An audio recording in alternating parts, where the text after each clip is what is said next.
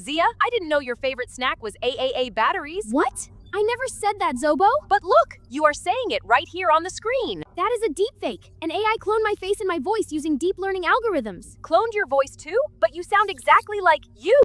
To clone a voice, the AI converts audio into a spectrogram, a visual map of sound frequencies, and learns the exact texture of my vocal cords. For the face, the AI starts by tracking 68 unique facial landmarks to pinpoint my eyes, nose, and jawline. Then it connects those dots into a dense 3D mesh, creating a mathematical geometry of my expressions. Next, it needs a massive dataset, thousands of images of me under different lighting, blinking, and shouting.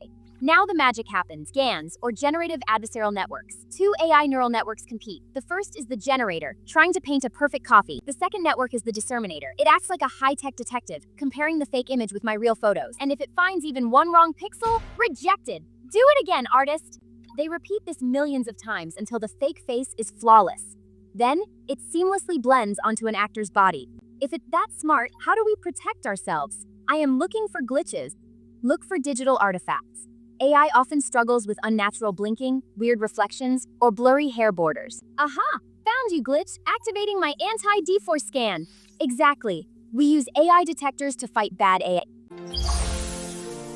That's why digital literacy and critical thinking are our best defenses. Never share video info without verifying the source.